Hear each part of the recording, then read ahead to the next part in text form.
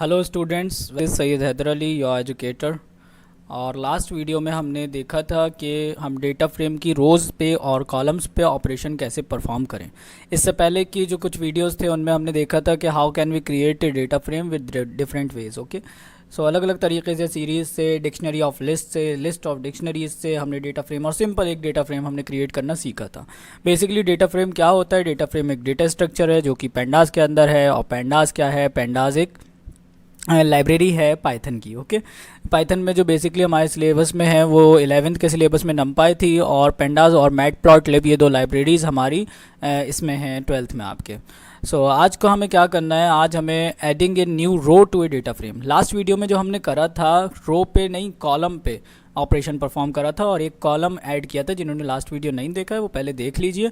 सो ये जो ऊपर दिख रहा है आपको प्रीति नाम का एक कॉलम, जो 89, 78 और 76 ये 3 नंबर है, हमने ये सीखा था कि ये कैसे ऐड होगा। ओके, सो आज हम नेक्स्ट अपना स्टार्ट कर रहे हैं कि adding a new row to a data frame.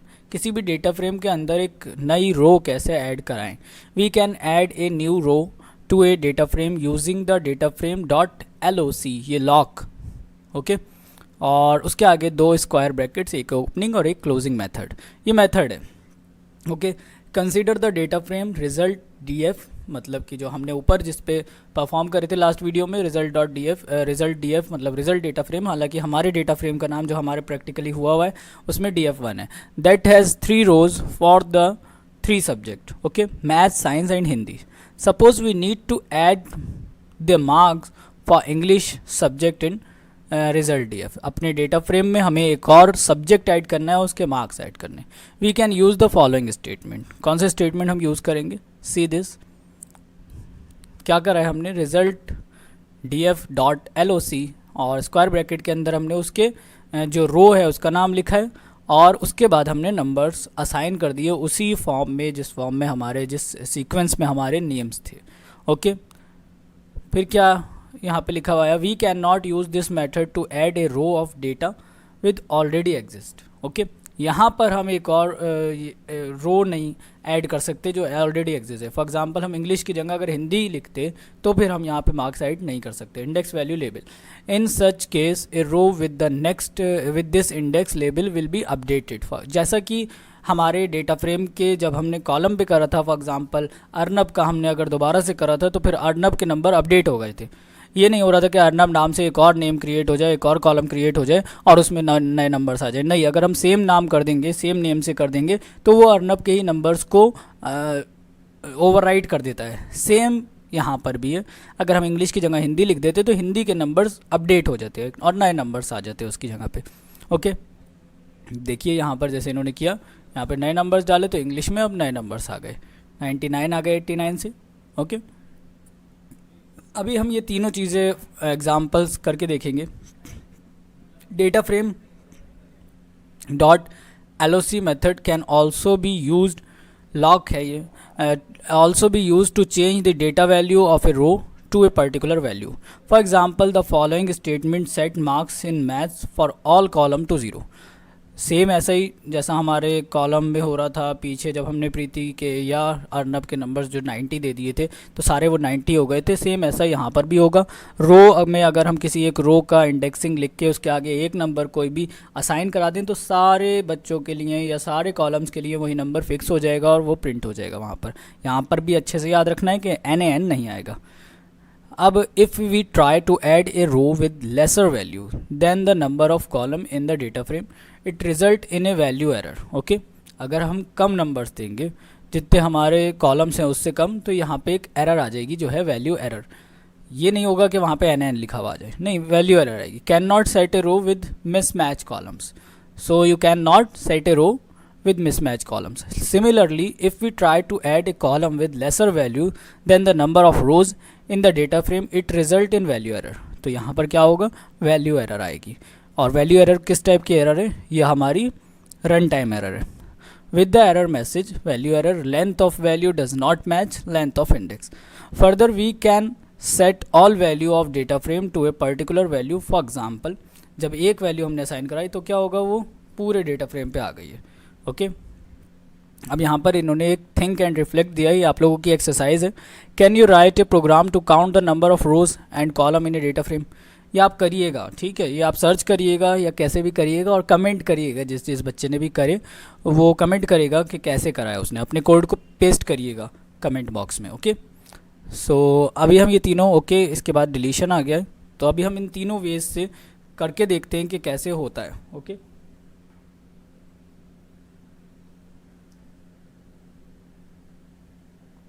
सबसे पहले हम क्या करते हैं, एक रो ऐड करते हैं, एक नया सब्जेक्ट ऐड करते हैं अपने डेटा फ्रेम में। ओके, सी दिस, कैसे करेंगे हम इसको, हम यहाँ पर से ये हटा देते हैं इतना हिस्सा, और अब हम करते हैं df1 हमने करा, तो जो हमारा डेटा फ्रेम है हमने वो लिखा, उसके आगे डॉट LOC लिखेंगे हम,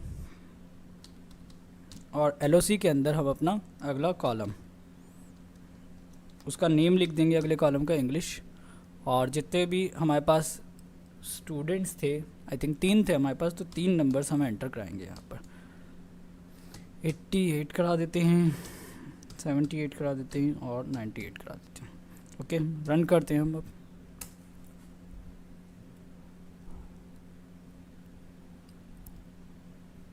ओके, इंग्लिश हमारा पहले से था,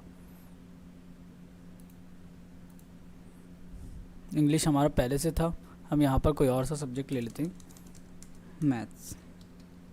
ओके, और इसके बाद अब हम प्रिंट कराते हैं अपने, रन करते हैं अब हम।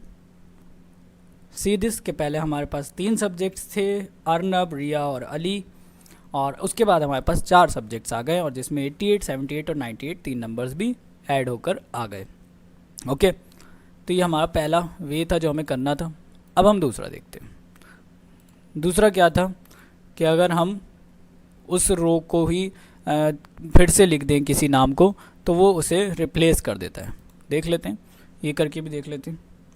ठीक है, यहाँ पर हम क्या करेंगे, df1 करा हमने, ओके, डॉट लगाया, LOC के अंदर हम कोई और सा सब्जेक्ट लिखते हैं जो कि पहले से ही एग्जिस्ट करता है, IP लिख देते हैं हम। ओके, और लिखना आपको ये सिंगल कोड के अंदर है। अब हम इसमें नए नंबर से एंटर करा देते हैं। फॉर एग्ज़ाम्पल मैं कराता हूँ 25, 35 एंड 45। रन करते हैं हम। सी दिस के क्या हुआ, ओके, मैं एक बार और, ठीक है जी। देखिए IP के नंबर पहले कितने थे और अब कितने हो गए, ये आप देखिए। पहले IP के नंबर थे 97, 87, 88, फिर IP के नंबर हो गए 25, 35 और 45। तो ये अपडेट हो गए, ये नंबर्स को उसने अपडेट कर दिया है। ओके, बट अगर यहाँ पर वो एक चीज़ और रह गई है। सेकेंड थिंग इज़ दैट कि अगर हम यहाँ पर इसकी जगह एक नंबर को एंटर कराएं, फॉर एग्ज़ाम्पल हम कर दें 0, अब हम रन कराएं तो क्या होगा, तीनों जगहों पर वो 0 आ जाएगा। सी के IP के तीनों नंबर्स की जगह 0 आ गया अब। ओके, अगर हमें यहाँ पर कॉलन लगा दें और रन करके 0 करें तो क्या हुआ, देखिए सब जगह 0 आ गया, क्योंकि ये नंबर इसके बाद था इसलिए यहाँ पर 0 नहीं आया। मैं अगर इस लाइन को ब्रेक करके यहाँ पर लिख दूँ और अब रन करूँ तो सी दिस कि उसने पूरे में 0 0 0 सारी इंडेक्सिंग 0 हो गई है हमारी। ओके, तो ये हमारी दूसरी चीज़। और लास्ट थिंग इज़ दैट कि number of rows and number of columns अगर इक्वल ना हो तो क्या होता है। मैं यहाँ से हटा देता हूँ इसको, तो वो कौन सी एरर देता है। अब देखिए मैंने यहाँ पर एक रो कम कर दी। अब हम रन करते हैं तो सी दिस कौन सी एरर आई है, एरर का नाम क्या है, value error, can not set a row with a mismatch column, जो कि यहाँ पर लिखी हुई आ रही थी रो। सी दिस, ये देखिए value error with the error message. क्या एरर मैसेज आएगा यहाँ पर, वैल्यू एरर कैन नॉट, सॉरी एक मिनट कहाँ गया वो, this can not set a row with mismatch column. अच्छा, अगर कॉलम ज़्यादा हों और रोज़ में अगर हम मिसमैच कर दें, फॉर एग्ज़ाम्पल क्या करें, अब हम यहाँ पर तो हम सही रहने दें, यहाँ पे हम कॉमा लगा के एक और नंबर लिख दें, बट अब हम कहाँ पे प्रॉब्लम कर जाएं, यहाँ पर इस जगह पे इंडेक्सिंग में हम मैच कर दें। आईपी हटा दें फॉर एग्जांपल, यहाँ से एक जगह से हमने आईपी हटा दिया। अब हम रन करते हैं तो अब ये दूसरी वाली एरर आएगी, see this value error, length of passed values is 3, index employees false. Okay, तो यहाँ पर भी ये मिस्टेक है, 2 एरर्स थी ये भी हमने देख लिए। अब देखिए अब हमारा सही हो गया। ओके, तो ये हमने करना सीख लिया है कि कैसे करना है इसको। ओके, जिसमें सबसे पहले हमने रो को ऐड करा, उसके बाद उसे हटा दिया, उसके बाद दूसरी रो को ऐड करा, कॉलम को ऐड करा, वो भी हमने चेंज कर लिया। सारे जगह पे ज़ीरो कैसे करना है वो भी करा हमने। अगर उसी कॉलम का जो नेम है उसी इंडेक्स को फिर से हम यूज़ कर लिया है तो वो उसे अपडेट कर देता है। नई करते हैं तो वो नया एक इंडेक्स और एक नई रो उसमें ऐड कर देता है। ओके, और एरर्स भी हमने देख ली कैसे आती हैं दोनों। सो ये वीडियो हम यहीं पे फिनिश करते हैं। नेक्स्ट वीडियो में हम देखेंगे डिलीटिंग रो और column from A data frame. अब तक तो हमने दोनों ऐड करा कि डेटा फ्रेम में किसी कॉलम को ऐड कैसे करें और डेटा फ्रेम में से कोई कॉलम डिलीट कैसे करें, सॉरी कोई कॉलम कैसे ऐड करें और कोई रो कैसे ऐड करें। नेक्स्ट 2 वीडियोस में हम देखेंगे कि कोई कॉलम डिलीट कैसे करें, उससे अगले वीडियो में हम देखेंगे कोई कॉलम कैसे डिलीट करें, कोई रो कैसे डिलीट करें। ये 2 हम अपने अलग नेक्स्ट वीडियोज़ में देखेंगे, डिलीशन ऑफ रोज़ और डिलीशन ऑफ कॉलम्स डिलीट करने के लिए हमें क्या करना है और रो डिलीट करने के लिए हमें क्या करना है। उसके बाद हम देखेंगे रीनेम कैसे करें उन लेबल्स को, डेटा फ्रेम के जो लेबल्स होते हैं उन्हें रीनेम कैसे करें। ओके, फिर एक्सेसिंग डेटा फ्रेम, और हम धीरे धीरे इसको कंप्लीट कर लेंगे। ओके, सो ये लेक्चर हम यहीं पे फिनिश करते हैं। Thank you so much. और कोई भी क्वेश्चन हो, कोई भी क्वेरी हो, you can do comment. Thank you.